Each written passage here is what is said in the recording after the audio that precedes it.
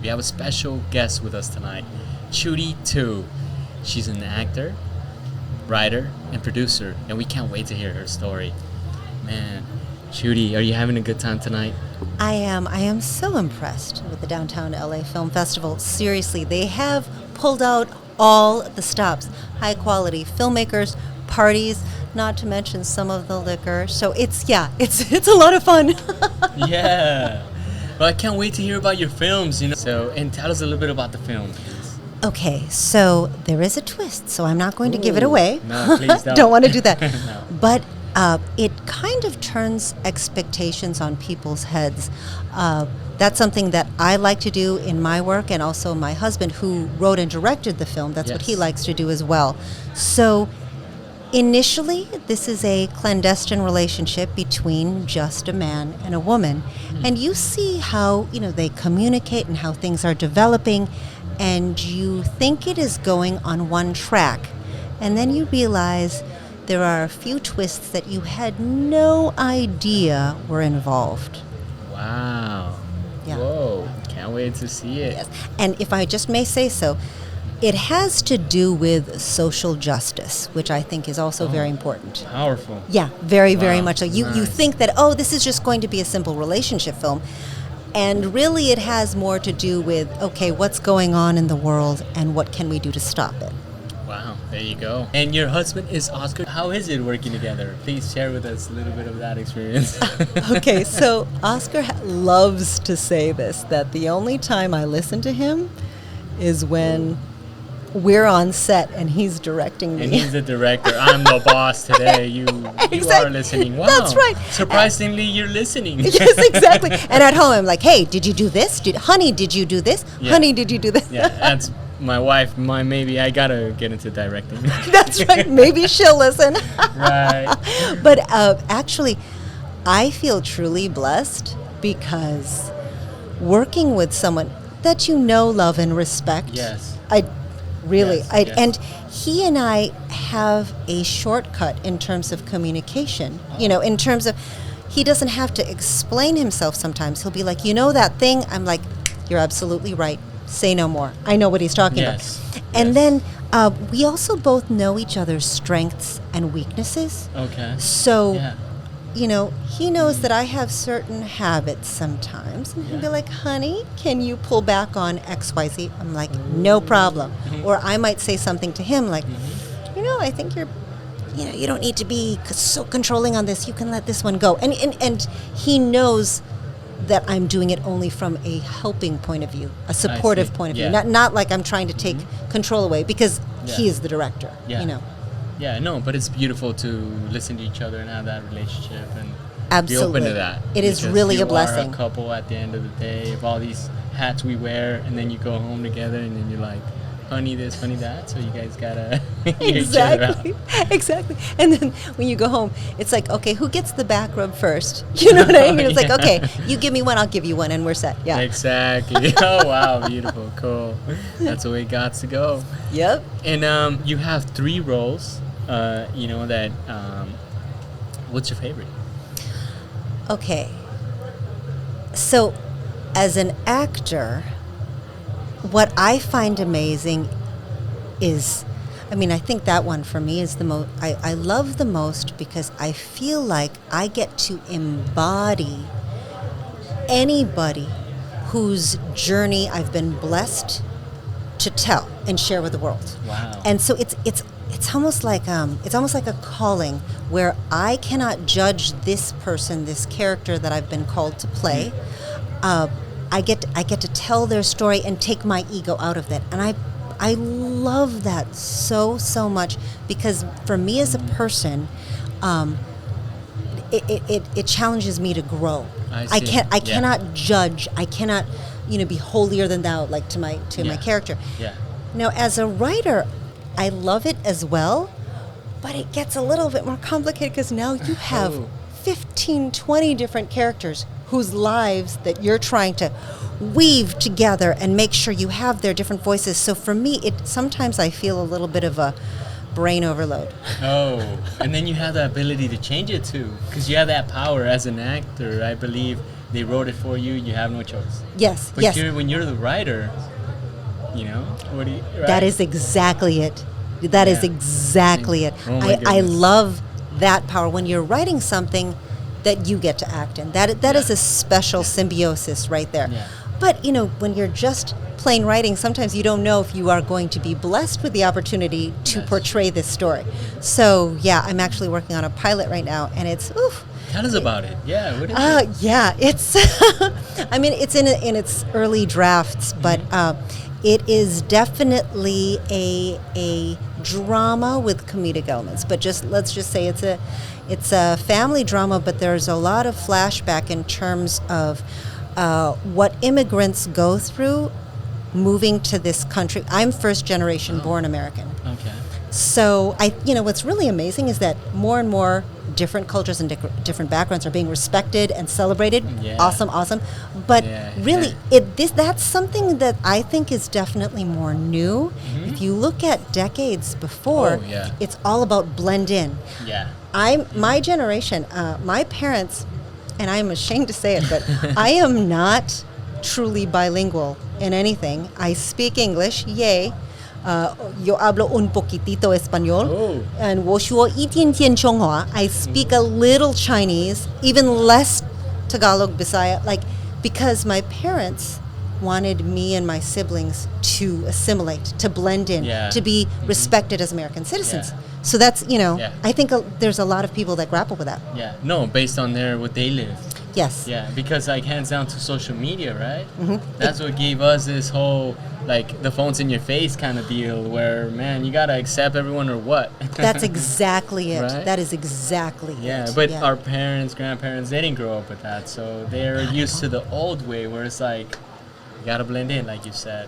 Right? Yeah. Totally blending in. You know, this whole mix of the Downtown LA Film Festival, how you having? How you enjoying it? Is it? Okay. Please let us know your experience here tonight. You know what I'm really loving about the Downtown LA Film Festival is we're celebrating all types of films here. Yeah.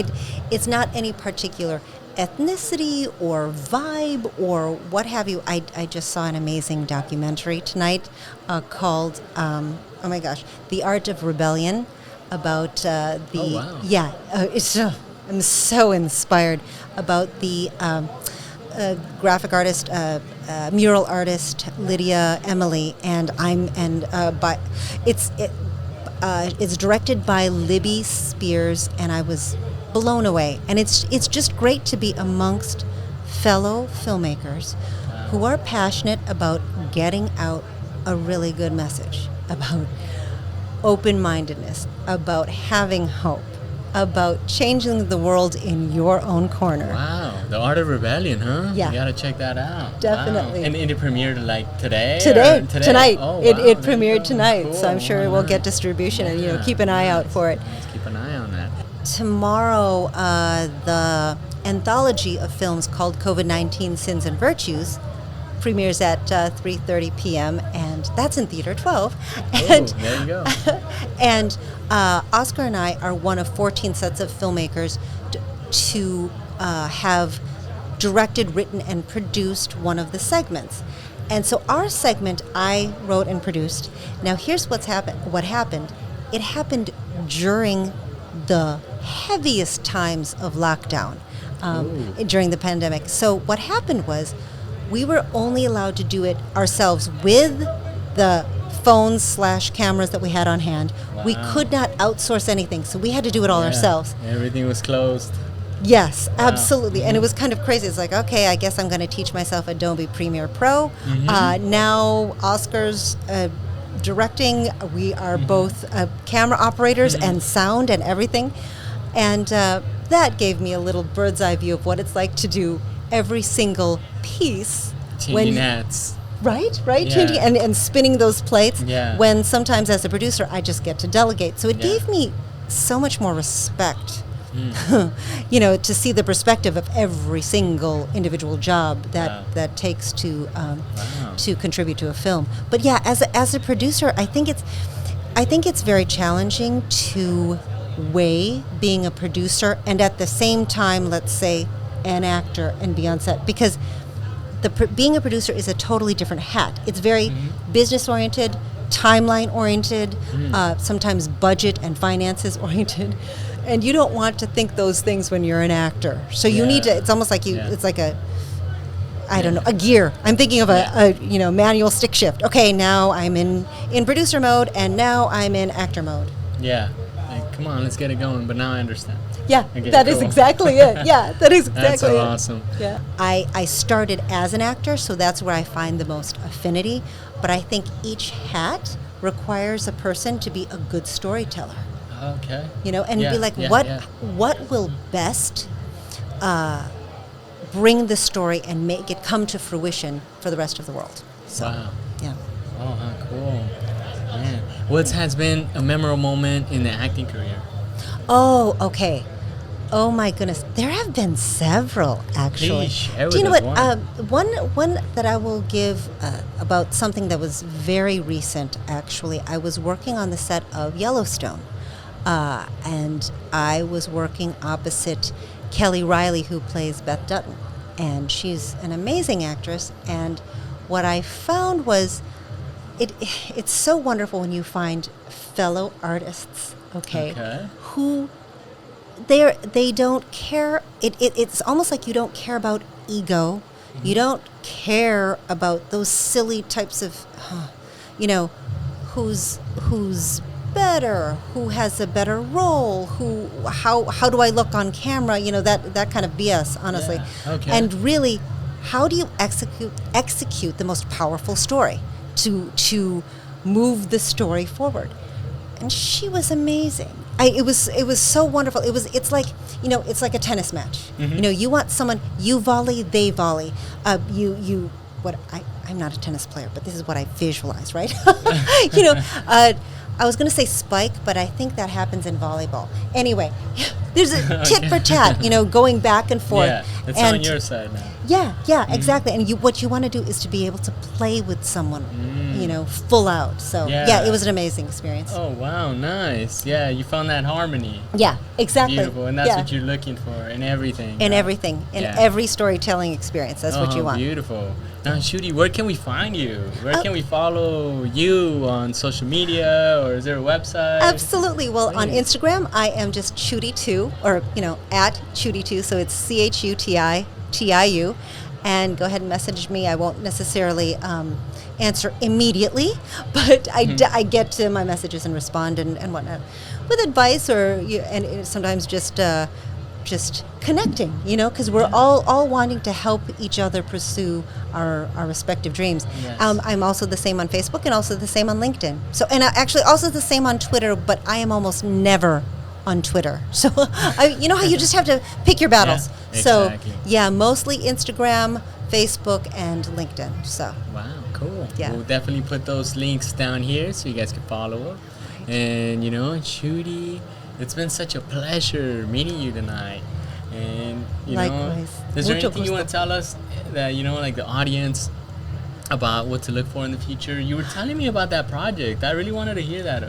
If you could tell us about it. Oh, yeah. So actually, I have several acting projects down the pike and several writing projects down the pike. So let me tell you about the acting ones. Please. You can see me next in the season 2 of Blind Spotting. And I'm not going to tell you whom I play because that would ruin the plot, but it's definitely a fun role. You will also see me opposite Nicole Kidman in Expats in an Amazon series coming out, I believe, next year. And then we are in post-production for a feature film called A Summer Night, where I play an exotic dancer trying to make ends meet and having her own personal struggles during the pandemic. It's called A Summer Night, so keep an eye out for that one. Wow, that's interesting. So was it like everything was closed and Everything was closed, and so how do you make money? Exactly. Wow, that's interesting. Yeah. So what is that called again? That one is called A Summer Night, and Oscar A Summer wrote Night. Sounds and cool. directed that, and I starred in and produced. So Wow, nice. yeah, produced again. Yeah. Yeah. So follow Chuti Tiu, and you already know her Instagram, which is down here. And please support the Downtown LA Film Festival, which we've always heard that it's such an awesome experience. And have you enjoyed the networking here? Oh, I've loved it. Everyone is so open and fun and engaging. It's definitely coming from a place not just, oh, let's rub elbows, but really, hey, what are you up to? How can I help you? And let's see how we can connect and maybe collaborate in the future. I love that kind of spirit. Beautiful, cool. Yeah. Chuti, such a pleasure tonight. Thank you so much. Thank you so much. Thank you.